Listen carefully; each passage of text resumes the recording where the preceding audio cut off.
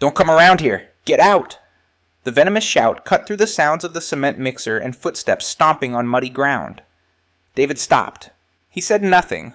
He had just stepped through the construction site gate when he was immediately driven out. No questions asked, with his wrinkled white shirt, faded jeans, mud-stained shoes, and dark skin. He was instantly identified not as someone important, not as someone worth listening to. A fat, burly supervisor blocked his path, holding a clipboard. "You're not on the list. If you don't have a task, scram. Now." David glanced briefly at the site layout posted on the wall. His eyes calm and unreadable. He didn't react, didn't explain, just gave a slight nod, just enough to make a few nearby workers raise their eyebrows. "Hey, you," another worker chimed in. "You with the supply truck, your vehicle's in the wrong spot. Carry this pile of bricks over to Zone A. Move it this time." David bent down and rolled up his sleeves. Not a word. Within the hour, David had been ordered around from one task to the next. Clean up that pile of busted bricks, drag the trash cart to the tech area, run to the gate and grab us some water. Anytime someone saw him stand still for even a few seconds, another voice would bark. "Taking a break. Huh. This ain't no nursing home," at one point. Just as David finished placing 2 buckets of water down, a nearby engineer spat on the ground near his feet and scoffed. "Next time, don't bring that cheap crap. No one can drink this." Nolan Beck arrived at 10 a.m. sharp. He didn't pay David the slightest attention as he entered, but just 10 minutes later, he was already snapping at him for standing near the blueprint container. "Hey, who said you could touch that?" David quickly pulled his hand back. Still silent? "Who the hell let you into the restricted area?" Nolan stormed over, pointing a finger right at David's face. "You think wearing a dress shirt makes you an engineer? I don't care who you are. But around here, I make the rules." The junior engineer next to Nolan laughed out loud. "These new guys sure know how to fake it. Walk in and go straight for the design plans," Nolan sneered, voice tightening. "We don't need creativity here. We need people who follow orders. You want to keep your job. Stick to your damn role." "Got it," David responded curtly. "Got it." As he walked past the supervisor's shack, Nolan looked up and added mockingly, "I don't know where you came from, but you better be grateful we're short on labor today. Otherwise, you'd have been kicked off this site first thing this morning." No one said a word. The man just kept working, quietly, without complaint, without even a frown. But every time his eyes passed over unfinished walls or jagged concrete blocks, there was something in his gaze, something that didn't look like humiliation. It looked more like measurement, memorization, labeling each mistake. Noon. The air at the construction site was stiflingly hot. Inside the coordination container, a group of engineers and managers were discussing the project timeline. "The ground floor design is off by 3%, one said. "We'll need to revise the drawings." Nolan slammed the documents onto the table. "It's all the design team's fault. Those office rats only know how to make pretty sketches. No clue what the ground's actually like." Another engineer chimed in. "Who approved the original rendering?" "Anyway," Nolan sneered. "Heard it was from some K-Home company. Some upstart black guy trying to make a name for himself. Probably never even set foot on a real site." Laughter rippled through the room. Nolan went on. "I've never trusted those AC-cooled black boys who think a laptop makes them smart." A deep voice interrupted from the doorway. "What if that design is more accurate than you think?" The room fell silent. David stood leaning on the doorframe, his hands still stained with grease. No one responded. Nolan scoffed. "Ah, the brick hauler from this morning. What now?" Looking for a lunch voucher, David spoke calmly. "The concrete columns in Section C were poured with the wrong mix. Water ratio is too high. You'll see cracks in no more than 48 hours. What Nolan frowned. "Where'd you learn that?" "Off a street vendor's bookstall. You can test it if you don't believe me." Nolan waved him off. "I'm not going to argue with a guy who swings a shovel and thinks he's here to teach engineers." Someone in the room glanced over at David. The comment he'd made about the concrete mix wasn't something a layman could spot by eye. But no one said a word. By late afternoon, David was still working non-stop. He hauled steel frames, wiped down technical desks, and every time he got near the design area, he was shooed away like a fly. While tidying up near the design cabin, a voice barked behind him. "Hey, don't touch that if you mess up my equipment. I'll make you pay for it." David nodded silently. He put away the rag and walked off. As dusk settled in, most workers began to leave. David stayed, alone in the dimness of the material shed. He sat quietly, wiping dirt from his hands. Then he pulled out an old notebook from his pocket. He took notes. Small things. Crack in concrete pillar C3. Formwork misaligned in section A2. Electrical wiring buried in the wrong spot. No one saw, no one noticed. Just as no one realized that the man they'd been bossing around all day was the very person who, come tomorrow, would have the authority to erase their names from the project altogether. David left the site when it was fully dark. Wind blew through the hanging dust screens, carrying the scent of cement, tar, and the faint laughter of men finishing their shifts.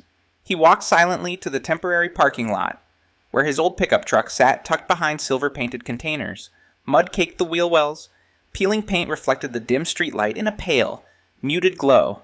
He opened the door, slid into the driver's seat, and closed it slowly, like every motion carried weight. His phone buzzed. A text from an unnamed number. "Are you sure you want to stay silent?" David replied with just one line. "Silence helps me see more clearly." The next morning, he returned to the construction site, earlier than anyone else. No one recognized he was the same man from yesterday, though his skin, build, and face were unmistakable.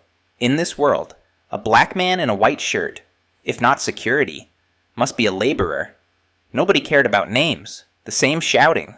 "Hey, man, run down to Section C and grab the drill set. New guy. We're out of hot water. Make another pot. Watch that rag. You mess up the laser level. You're dead." David said nothing, just walked steadily, eyes calmly scanning every detail of the site, each insult, each command, each careless curse. He noted it all, not by memory, but with cold, calculating analysis. In the management trailer, Nolan Beck was sipping coffee and flipping through the morning paper. The headline pleased him. A rival construction company had run into financial trouble, and investors were reconsidering their commitment to the Midtown East project, a project Nolan had lost the bid for. "See," Nolan said to an associate, "this entire industry is run by boardroom geezers. They shout about diversity, respect for race, but in the end, money and power still stay lily white." The other man laughed, nodding out of habit. Nolan sneered. "That guy from yesterday, the one in the dress shirt who thought he was a supervisor, where is he? I've never seen someone so dumb and stubborn. Should have kept him out today." "I think he's using the cement mixer," the associate replied. "Let him roll around in the dust for a few more days. That'll teach him." At a quiet corner of the site, David was crouched down, replacing the cover on an electrical post. His hands moved with precision, like someone who'd done this thousands of times. An older worker nearby tilted his head. "Hey, have you ever worked as an engineer?" David gave a soft smile. "No. I used to work as a human." The old man blinked, stunned into silence. Near noon, a small incident occurred on site. A section of rebar slipped out of alignment after concrete was poured on the second floor. A loud crash echoed through the structure. The crew scrambled. Nolan stormed in, face flushed red. Who checked the structure before the pour? Who approved the drawings? Who was supervising this section? No one answered. David stepped forward, holding a faded, ink-smudged blueprint. He pointed at an anchor point. "This spot is misaligned. If not corrected, gravitational pressure will cause this wall to crack within 72 hours. Nolan spun around, glaring. "You again." David looked him dead in the eye. "You didn't study the rendering closely. The original shows the anchor position clearly, but the construction copy was simplified to cut material costs." Murmurs rose among the engineers. One of them checked the plans on a tablet. And then, silence. The blueprint had, in fact, been altered. One engineer whispered, "No way." How'd he spot that with just his eyes? That afternoon, Nolan called an emergency meeting in the site office. "I don't want to see that man on this site again. No ID, no paperwork, not part of any crew, and he dares talk back to me." A personnel officer spoke quietly. "We double-checked the list. There's no record of him, and no company says they hired him." "Then how the hell did he get in here?" Nolan nearly roared. "Who gave him permission?" No one responded. A young engineer said cautiously, "He works seriously, doesn't cause trouble. Maybe he's just someone looking for a side job." "There's no room for heroes here," Nolan snapped. "I want him off this site by the end of the week." Late that day, a sleek black car pulled up at the main gate. A woman with brown hair stepped out, dressed in a gray business suit. She showed her ID and requested to meet the project director. "Sorry, ma'am. And you are?" the security guard asked. "I'm with the investors," she replied curtly. David was nearby, still carrying a trash bin. He glanced briefly at the woman. No greeting, no smile. Just a subtle nod. She nodded back, just slightly. Just enough. No one noticed, and no one knew, that this quiet exchange was the first domino to fall. The next morning, the construction site was unusually bustling. Rumors of a surprise inspection from a senior investor spread like wildfire. Helmets were straightened, trash was hurriedly hidden away, and suddenly, everyone looked busy. On the second floor, Nolan Beck stood with his hands on his hips, chewing mint gum as usual, but his eyes were scanning the area non-stop. He had just received a strange email from the project management board. All site operations will be reviewed. A senior evaluation representative will visit within 48 hours. What bothered him was the lack of detail. No name, no photo, no specific title, just special representative. And that made him feel unsafe. Down at the materials staging area, David was hauling long steel bars. Sweat dotted his forehead, his shirt soaked, but his eyes remained sharp. As he passed the supply warehouse, he paused for half a second. One pallet had been tampered with, and the concrete label didn't match the original order. He said nothing. He simply stepped back a few paces, took out his phone, snapped a photo, and continued carrying steel. Nolan quickly gathered his middle management team. Standing in front of a whiteboard, he redrew the assignment diagram and exhaled sharply.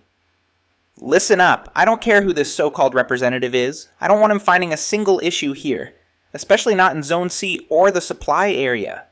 What about the original renderings?" someone asked. "Delete them.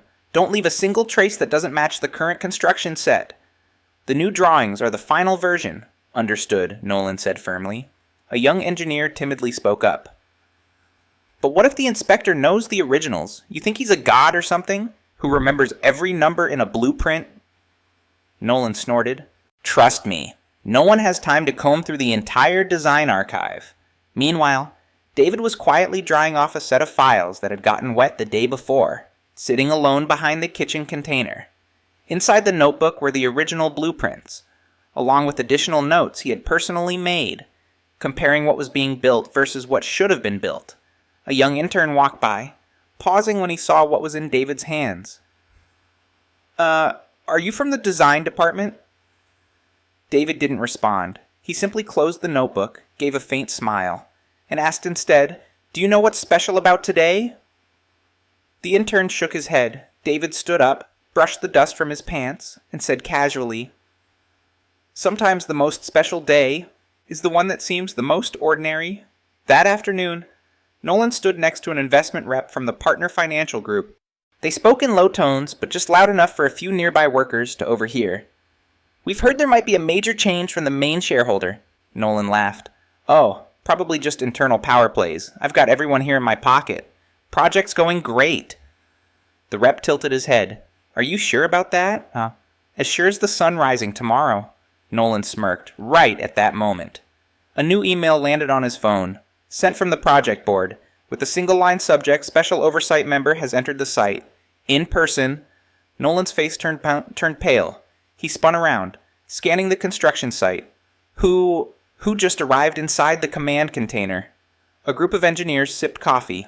Malik, a young black engineer, looked around, then leaned in and asked, "Hey, don't you guys think that bricklayer guy's been acting strange lately?" "You mean David?" someone frowned. "Yeah, maybe a bit. But he's probably just a failed apprentice trying to get back in with manual labor." "No," Malik replied, eyes narrowing. He knew exactly where the structural faults were. Pointed out the errors in the blueprints at a glance, the way he observes.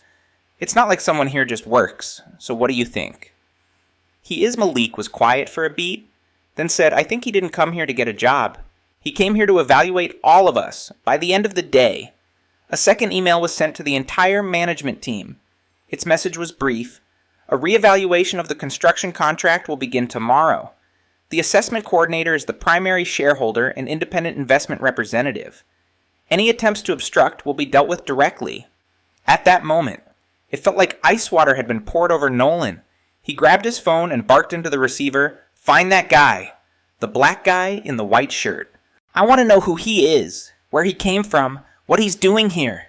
Call every security guard, but you don't even know his name. I don't need his name. I need him gone, Nolan shouted. And while Nolan scrambled to uncover the man's identity, David, still in his worn worker's outfit, stood calmly on the rooftop of the site, looking down at the entire project people once thought he wasn't qualified to even step foot on. He smiled. The next morning, the internal meeting started right on time, 9:00 a.m. The makeshift meeting room, built inside a ground floor container and surrounded by thick soundproof metal panels, now felt like a boiling pressure cooker. No jokes, no music. Even the click of a pen cap sounded intrusive. Everyone knew someone new would enter. The representative of the main shareholder, but no one dared guess a name. No one dared recall a face. They only remembered a black man in a white shirt, the one who used to carry water jugs, mop floors, get shouted at like a dog on this very site. Nolan sat at the head of the table. His eyes were sunken from a sleepless night. He'd summoned assistance, security, even checked every security camera, yet found no record of that man. The more he searched, the less he found, as if the man had never existed, yet was somehow everywhere. Then came the footsteps, firm, clear, deliberate. The door swung open. David stepped in, the same David. The same white shirt, but his eyes were different. The eyes of someone who knew he could end anyone in that room with a single nod. He walked to the head of the table, stood exactly where Nolan was sitting. Let's begin. I don't have much time, and some of you in this room don't have many chances left. Nolan barely started to rise when David opened his case and pulled out a thick stack of documents. With every paper he laid on the table, another person in the room sank deeper in dread. This is the original blueprint for the North Point Vista project, David spoke calmly. Approved by me on April 11th last year, including the design meeting audio recording, verified by the Technical Review Department. He glanced at Nolan. I believe you remember that meeting, because you didn't attend. A few held their breath. David continued. And this is the current construction version. Concrete grade reduced from M600 to M400. Steel frame connectors missing a full layer. Electrical wiring, plumbing, and drainage systems all substituted. He pulled out a photo set images of relabeled steel pallets, security cam captures of faked inspection reports, photos showing foundation misaligned by 4 degrees. Nolan shot up. I had nothing to do with this. David didn't turn. You signed the change order on March 6th, and on March 8th you received a so-called internal allowance of $92,000 from the secondary materials supplier, hidden under 7 unrelated invoice items. All eyes turned to Nolan. His face turned purple. David placed a voice recorder on the table. Press play. Nolan's voice echoed. Just cut it. The investors never come down here to check anyway. A finance manager dropped his pen. The chief engineer, seated by the wall, was drenched in sweat. Only David sat straight, fingers loosely interlaced on the table. But I'm not here to fire anyone, he said. I'm here to see who's worth keeping. He opened another list. I have the names of 4 people who reported technical violations internally. They'll stay. As for the rest, those who knew but stayed silent, or who aided the cover-up, you're off the project. Nolan slammed the table and stood up. You don't have the authority. David slowly turned, eyes cold as steel. I hold 35% controlling shares in this project. Clause 17, oversight rights, suspension rights, and the right to demand an audit. The door behind David swung open. 3 people in black dress shirts entered, wearing badges from the city's Construction Inspection Bureau.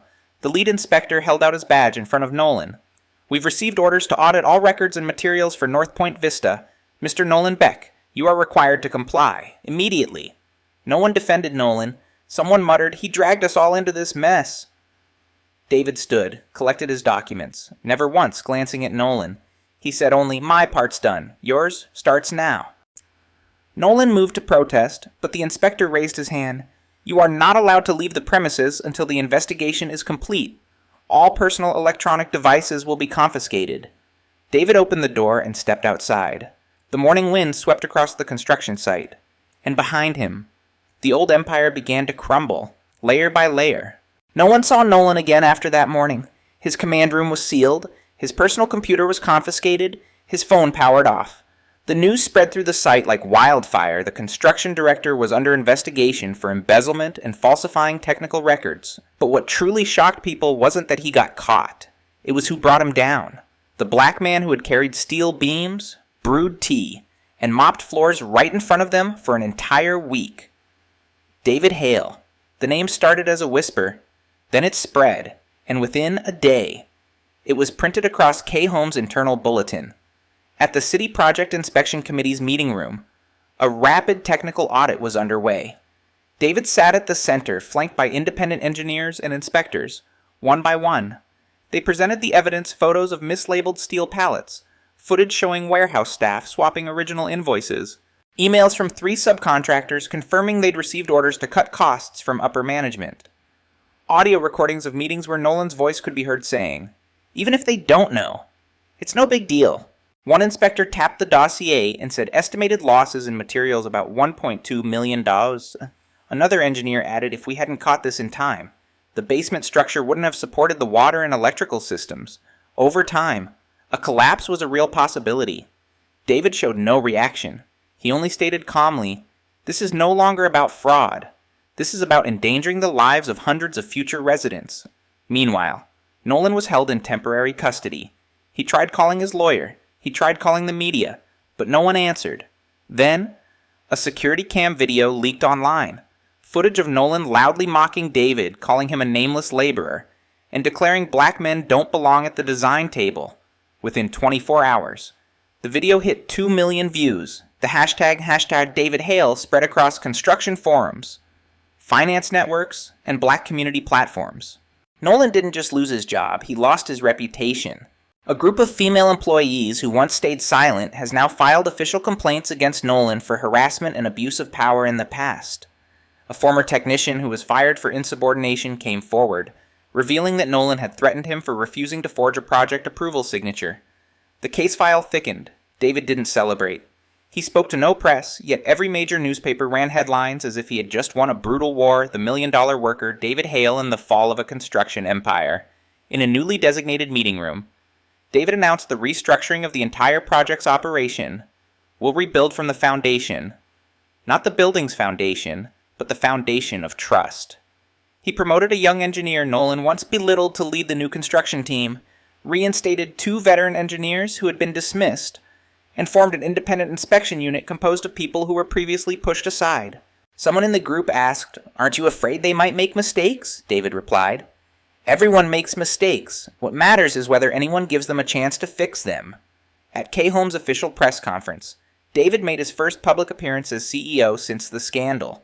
"We didn't destroy a project. We saved it. We didn't fire a man. We removed a broken system. This isn't revenge. It's a correction." Setting things back to where they should have been, just after leaving the press room, David received a message on his phone. "Be careful. Nolan has a new lawyer, and they don't play clean." The message, brief, anonymous, hit David like a punch to the chest, but he showed no reaction. He simply locked the screen, put the phone away, and walked straight into his office as if nothing had happened. But across the city, the dying roar of a cornered animal had begun.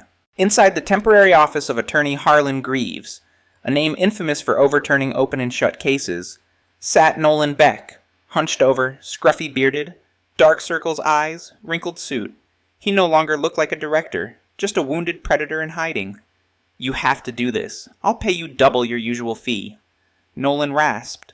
Harlan sat quietly for a while, flipping through a heavy folder audio recordings, photos, bank statements, internal complaints, and even old tweets from Nolan's account mocking David.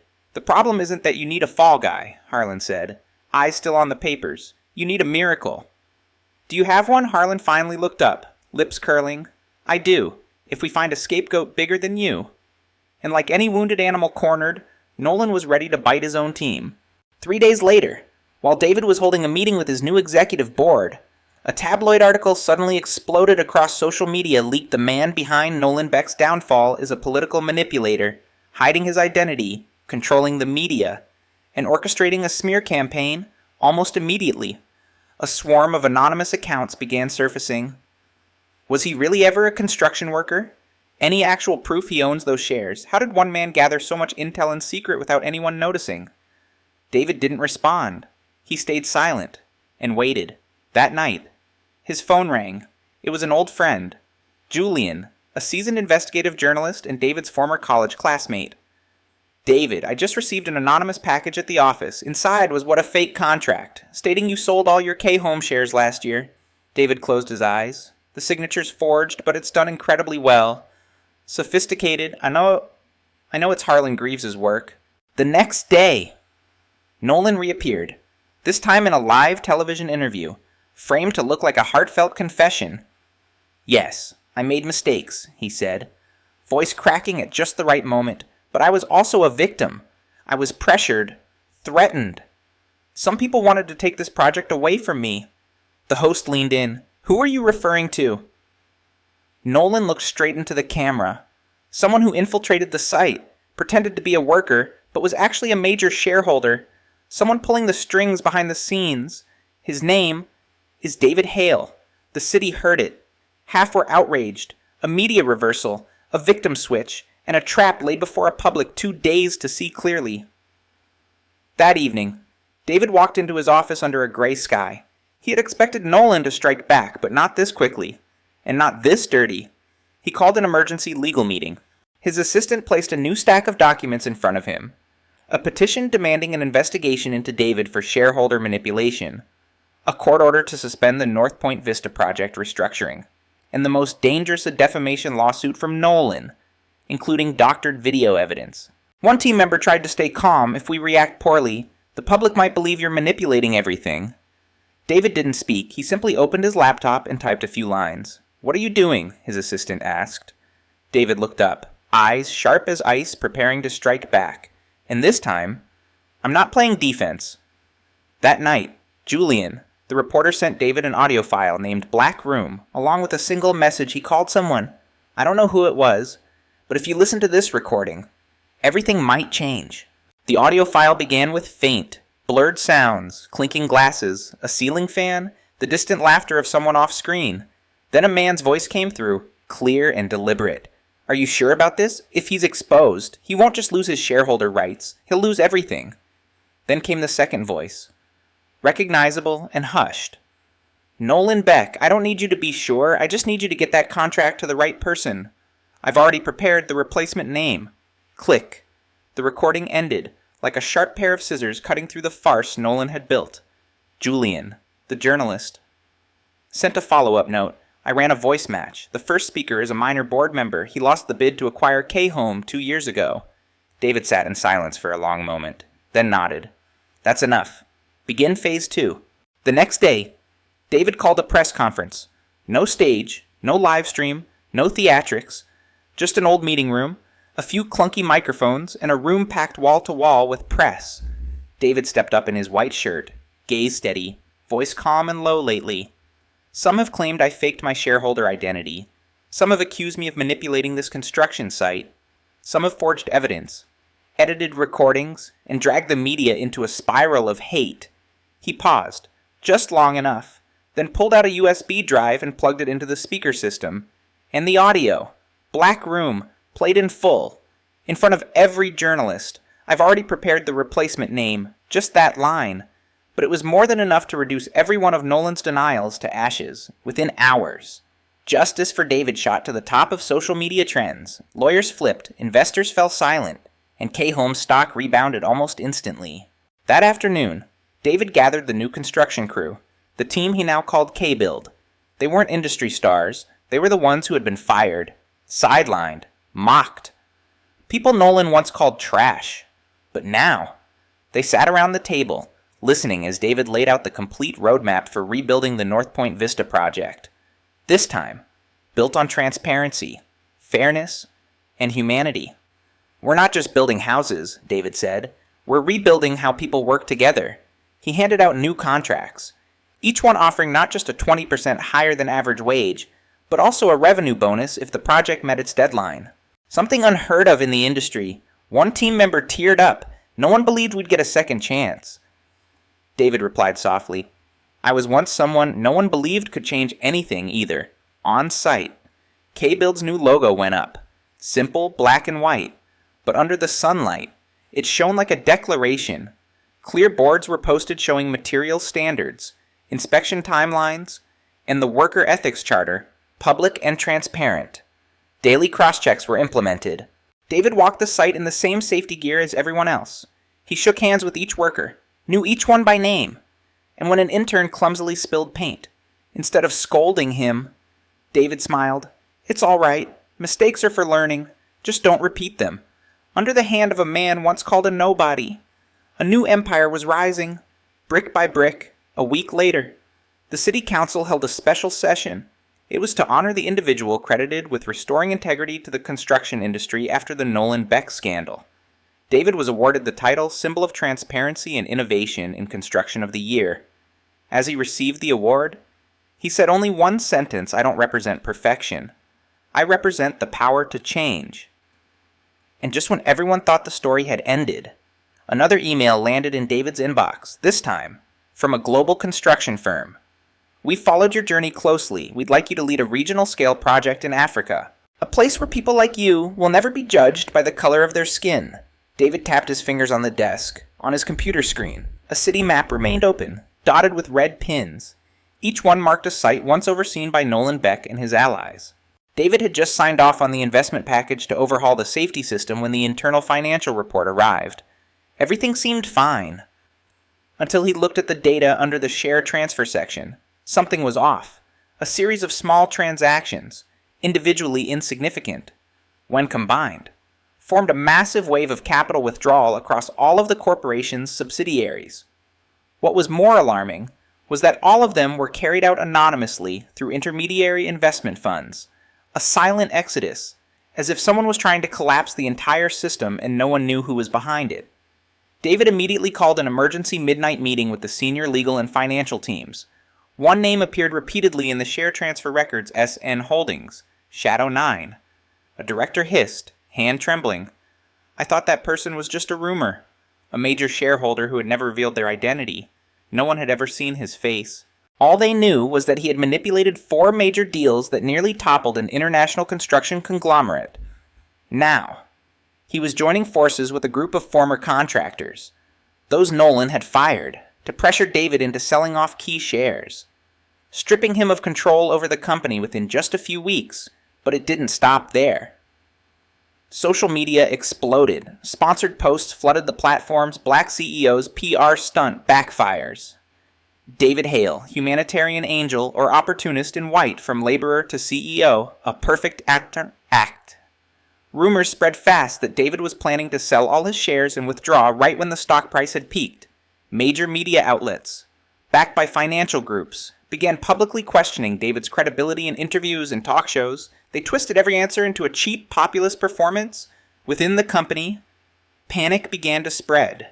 A few minor shareholders called David in the middle of the night. "Is it true? You're preparing to walk away from all this."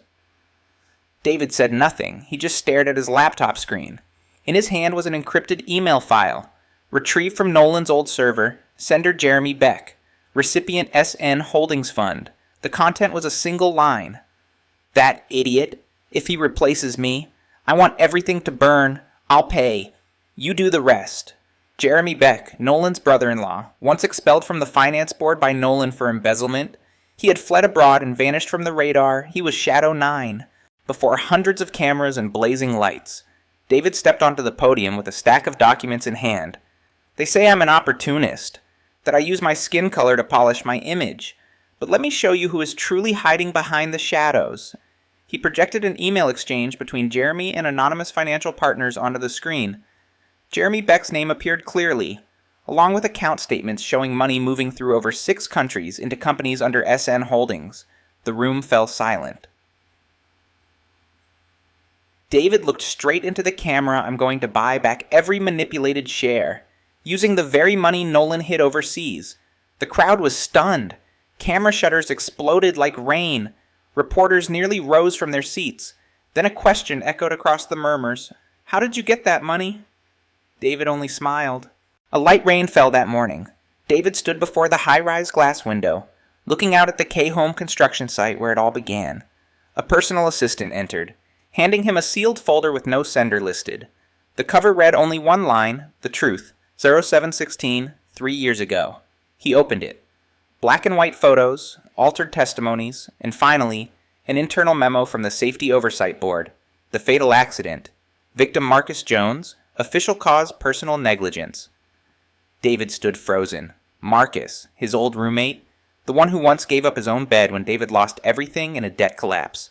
The one who once said, "You don't have to be someone great. As long as you're alive, there's still a chance to change things." David clutched the folder tightly. At the very end was a USB with a recorded voice memo. He played it. Nolan's distorted voice echoed through the speakers. "I don't care how he died. Bury it. Anyone who opens their mouth loses their job first, their life next." There was no doubt anymore. The accident wasn't random. That noon, the senior executive board convened an emergency meeting to discuss restructuring after the Shadow 9 crisis. Everyone waited for David to propose staff cuts. Asset sales, the kinds of moves a rational CEO would make. But David didn't show up. He was standing instead in the company's large auditorium, where nearly 400 employees from supervisors to technicians had gathered early that morning after receiving an invite, "Meet the CEO." No PowerPoint, just a small table, a microphone, and a laptop. David spoke. "A man died at this construction site. He was once my friend, and I've stood here for days, wondering should I let it go, or bring it to light." Murmurs spread through the crowd. No one quite knew what was happening. David opened the laptop. The recording played. Nolan's voice rang out. "Cold as death. I don't care how he died. Bury it. Anyone who opens their mouth loses their job first, their life next." Silence. Then a ripple of unease. David continued, "If I go public with this, the stock will crash. Thousands of you may lose your jobs. But if I stay silent, then I'm no different from those who profited by standing on the bodies of the innocent." He paused, eyes scanning the crowd. "I choose to speak out, not because I'm right, but because if I stay silent, there's no reason left for anyone to believe in change." Silence. Then, a single clap echoed. An elderly man with silver hair and a hunched back stood up. "You're not saving a company." "David," he said, voice trembling, "you're saving the honor of those buried beneath the concrete and steel." The second clap followed, then the third, and soon. The whole room rose in applause. Not everyone fully understood, but they all knew one thing for the first time. Someone in power chose to tell the truth, risking everything, just to hold on to the last thing that mattered, a clear conscience. The very next day, the company's stock plummeted. Headlines exploded across the media. CEO admits dark past. K-Home accident exposed after 3 years, but by the following week, something no one expected happened. The city's construction union publicly announced its support for David. A major trust fund offered to reinvest on the condition that the current team remained in place. A Japanese contractor declared a long-term partnership with David. Honesty had sparked a new wave.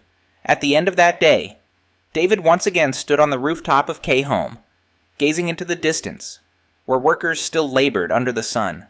Marcus could have been one of them. But now, at least, he would not be forgotten.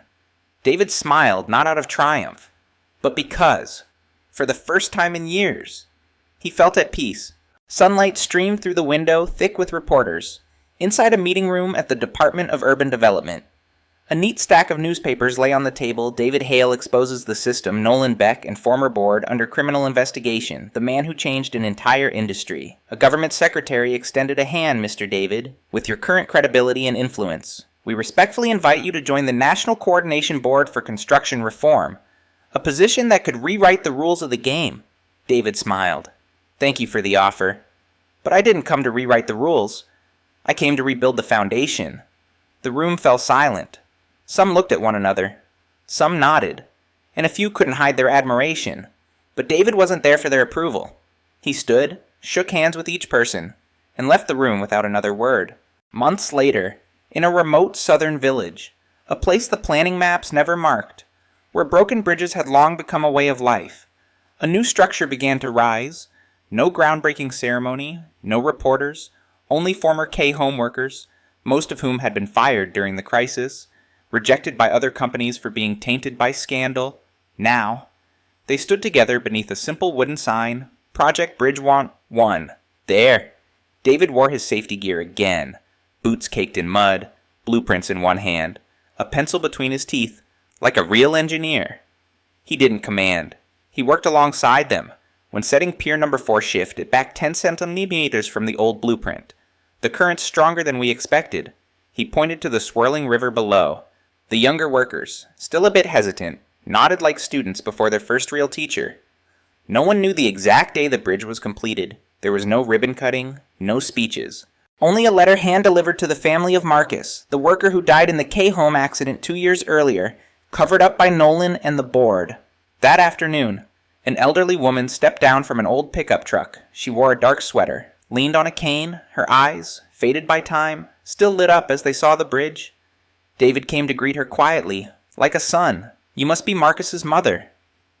She didn't reply. She just took his hand, thin, frail, but warm. "This bridge is yours, and for people like you." She nodded, wordless, but her tears fell slowly. In time with each step she took across the bridge. At the far end, a long line of workers stood in silence. Just silence. A vow too deep for words. The following week, the media finally tracked down David.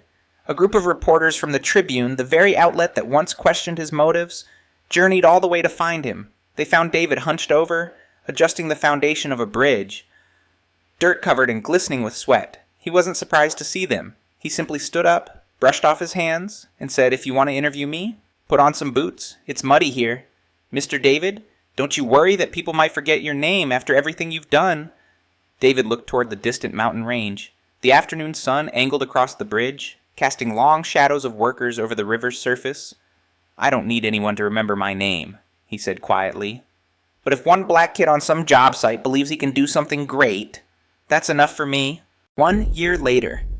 The media storm had passed. Nolan was sentenced to 12 years in prison for evidence tampering and financial misconduct. The group of shareholders once known as Shadow 9 dissolved silently, vanishing from headlines and balance sheets. K-Home was officially acquired by a foreign investment fund with promises of transparency and sustainability. But there was one thing no one talked about. The name David Hale, the man who shook the entire construction industry, who stood at the heart of scandal, revelation, and reform, suddenly disappeared completely, no longer in executive leadership, absent from the advisory board, no trace in financial reports or new brand strategies. All that remained was a vague internal company memo. Mr. David Hale has officially stepped down from his executive role for personal reasons. All records and work legacy will be transitioned according to internal procedures. No press conference. Only a man quietly folding his suit in a small room at the end of a hallway, once the site's guest lounge. He placed it in a suitcase, put on his old safety vest, and walked away. No one knew where David went. And then, in a small town in Illinois, inside the campus of a struggling vocational high school, a small wooden plaque appeared in the library. No one knew who sent it. Carved by hand with a steel chisel, it depicted a simple bridge connecting two dusty red hills. On the bridge, a few silhouettes of workers building side by side. No logos, no banners. At the center stood a black man in a safety vest, crouching to place the final brick. Above him, sunlight pierced through the clouds. Beneath the image, in a graceful slanted script, was a hand-carved inscription: "The final brick isn't to complete a project, but to begin something else. Through kindness,